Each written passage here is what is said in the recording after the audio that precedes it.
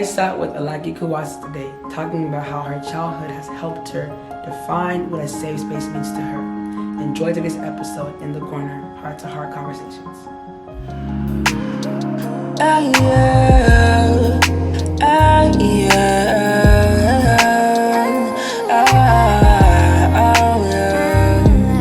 The corner, conversations in the corner.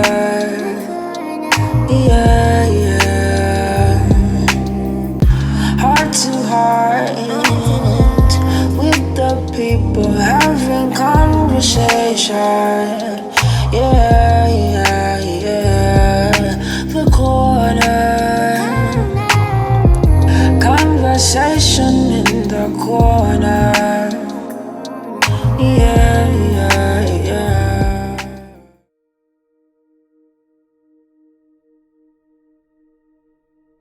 Hi, my name is Alaki Kouassi. I am Nigerian and Ivorian. I'm from Charlotte, North Carolina, and I am a student in college. Not when I was younger. I had to figure out how to feel freely when I was younger, to just be able to navigate life. I've always been like a pretty intense feeler and very empathetic. So when you're a kid, like, you don't really understand your feelings a lot of the time. You don't really understand much, really. You're just a kid and you're just living. But I took the initiative to figure out why I was feeling certain ways about certain things, and learned how to provide myself a space to feel.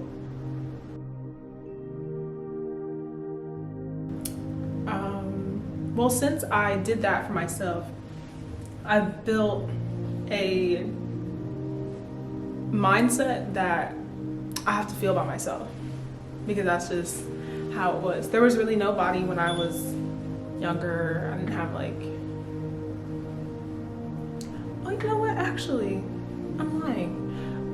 There was one time in my life where someone actually gave me a space to feel when I was younger. I was bullied in elementary school, and I didn't know how to deal with the emotions that came with that, along with just living in a Nigerian household, dealing with like strict parents and, you know, being American but Nigerian at the same time. Cultural differences clashed growing up like here, but then growing up with like a Nigerian mom and a Nigerian family. But there was a time where I was really, really frustrated, and I had an assistant teacher in 5th grade, and she took me out of school, or not took me out of school, but took me out of class, and I did not like her. I really didn't like her at all whatsoever. I was just like, I can't stand this woman. She is so annoying. Like, why is she here? But she took me outside one day because she had been watching me the entire, I don't know, we had quarters in elementary school. So she'd been watching me the entire quarter, and she knew what was going on, and she understood that people were not the nicest to me, and all I was trying to do was like be nice to people and like be their friend, and they were not having it with me.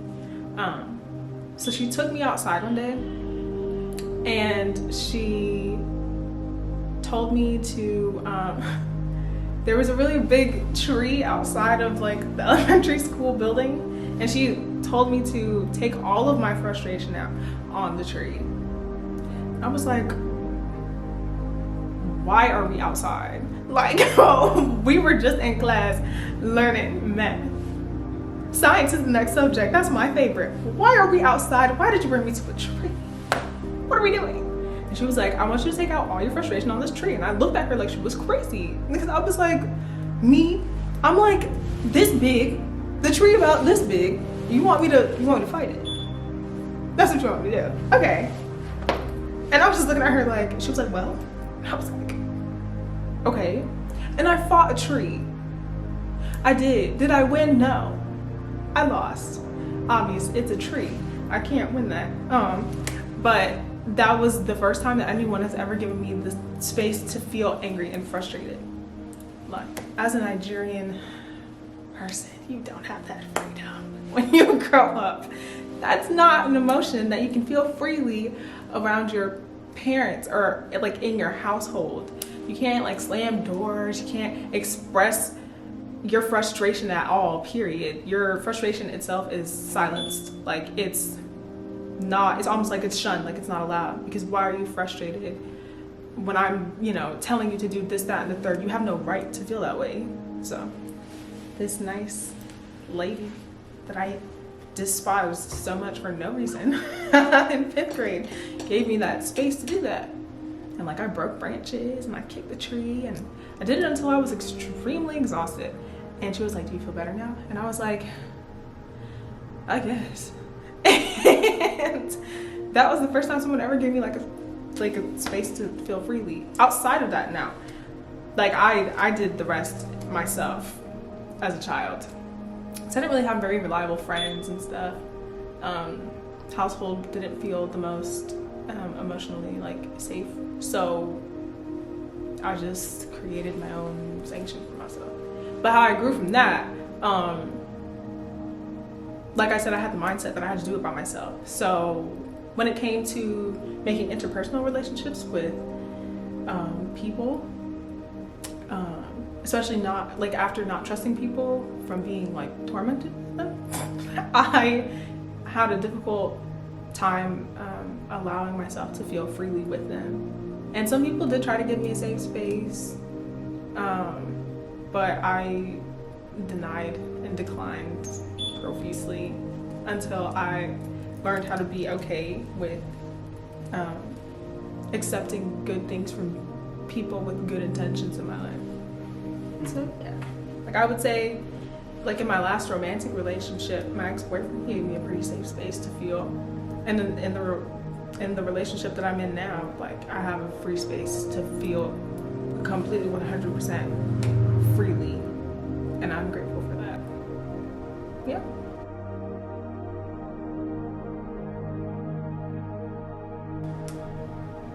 Yeah. I would say I've given myself the freedom to feel in the past year, and it has been very exhausting because I've had a lot of emotions that I've suppressed throughout my life, and though I gave myself as much space as I possibly could have as like a 10-year-old,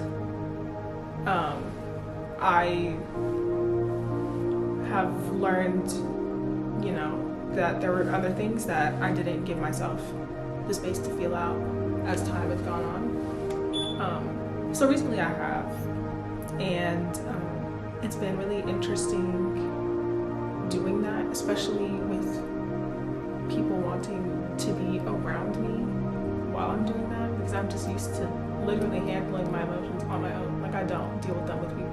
That's completely 100% foreign. I've done that all my life. So it's been a really interesting process, but I've been able to do that, which is nice. I think a safe space means comfort. I think that having a emotional safe space is important, physical safe space, and a mental safe space. Also a spiritual safe space. Same thing. But yeah, in order to establish a safe space, you have to make sure whatever space it is free of judgment, and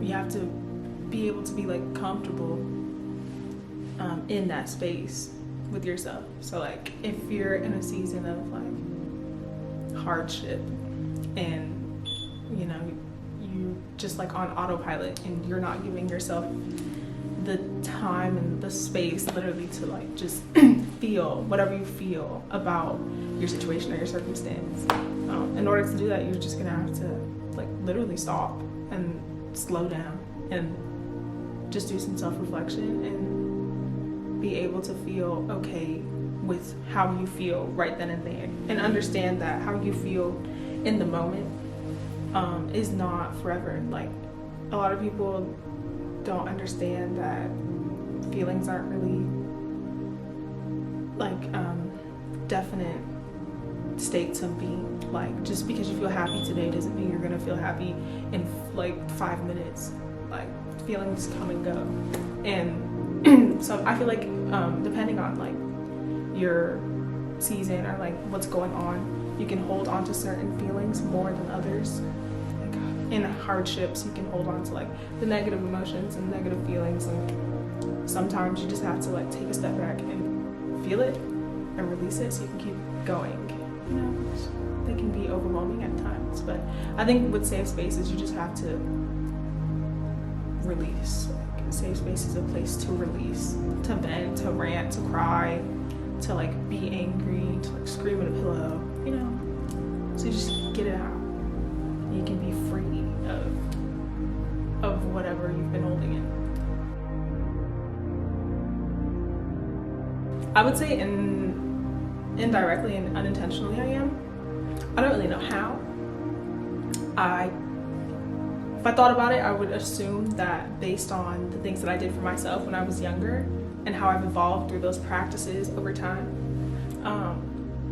has helped me to provide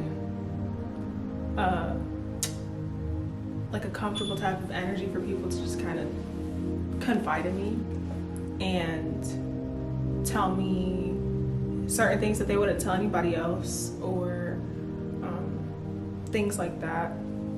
I also think my ability to read people pretty well kind of goes with that, because I am not easily fooled by who people are. I would say that I'm not, like, I wouldn't say that, I know people that are good at reading people's intentions off bat. I more so read like who they are, like in the moment, or I can get a sense of their like person, if that makes sense. I would say that because I have done a lot of what's the word?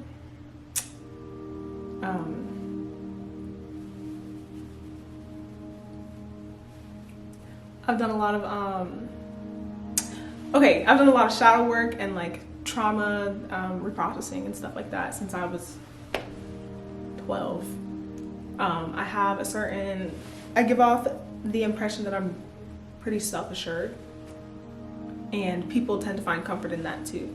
So I think me providing a safe space for myself makes people feel comfortable with me, thus creating a sense of a safe space for them to confide in me and be who they are and just kind of be.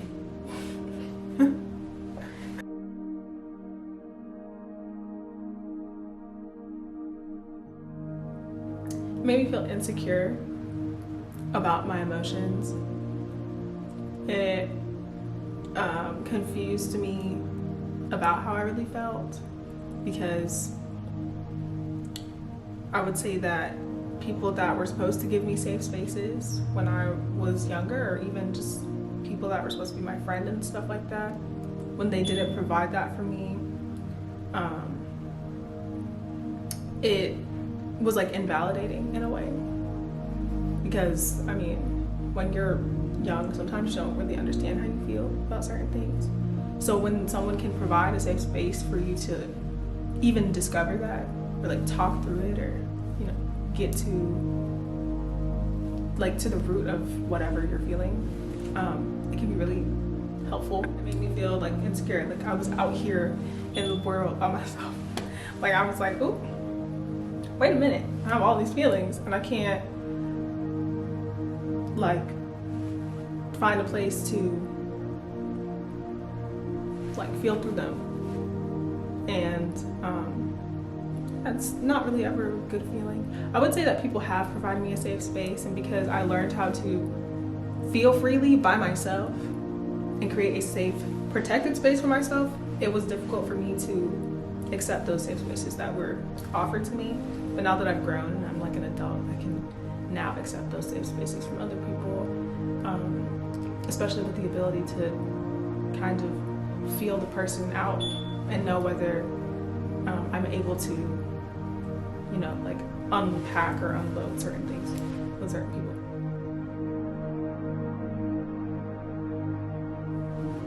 To that moment, there's so many.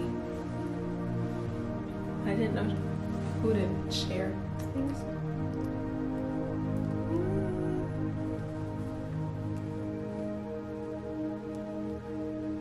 I'm trying to think of like a specific one where I felt lost. As in, like, I actually felt like I had no one to talk to, or I did not actually have someone to like talk to.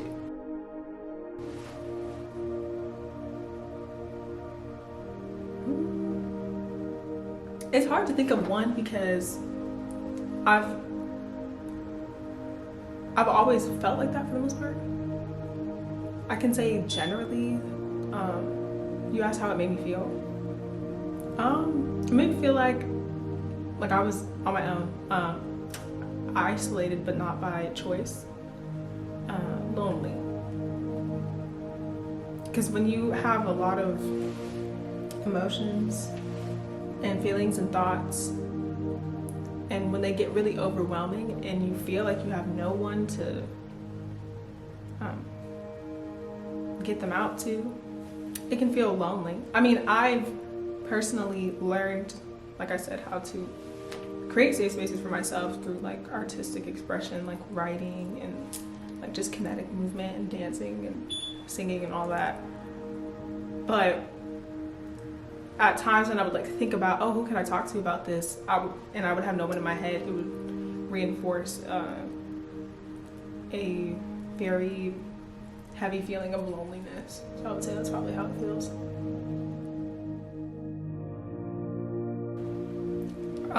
Yes, in good ways and in bad ways. A lot of times, you know, growing up as a, what are we, first generation, second generation, Nigerian or just African child in general, a lot of the times your caregivers can tell you how to feel. You can feel a certain type of way, and because they don't agree, they'll tell you your feelings are wrong. And they do that from when you're a child, when you're just tiny. You don't even understand your feelings that much. But then I've also had times where I've expressed certain feelings and I've invalidated them because that's what I just grew up having had to me, and people have told me, you can feel this way. The way you feel it makes sense, and I can see you struggling to figure that out, but you actually feel this way, and that's been helpful. So, yeah.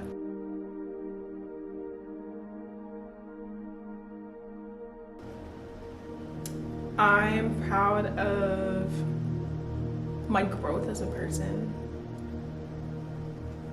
I'm proud of my newfound or like rediscovered ability to actually be vulnerable and like feel freely. Because I would say that I've struggled with that for a while, even though I have had a lot of experience in doing that for myself since my childhood. But life happens, so sometimes you're just on autopilot and you just don't know. You're just kind of doing whatever you got to do to get by. So I'm happy and I'm proud of myself for being able to take a step back once again and just slow down and really feel through my stuff. Just do some self-reflection and check in with myself. I'm proud of my ability to accept people into my life that do want to like be close to me and help me through hardships and stuff like that. Because before I would just push them away, and I just thought it was better to just handle my stuff on my own. And I'm proud of myself for allowing myself to learn and accept support during difficult times and stuff like that. Pretty much proud of how much I've healed thus far from a lot of things that I've been working really hard to heal from. For myself, I guess this is kind of like answering the last question, but I'm proud of myself for being here because for some people, they can be okay with being forced to do certain things that promote growth. Other people, they have to kind of ease into it before they get to the big things. I would say that for this interview, I eased into it. Typically, I do the other, or I just kind of go full throttle. But this one, I eased into it, and I'm proud of myself for getting here. And I feel like, I don't know, I feel like this is a safe space where I can just talk.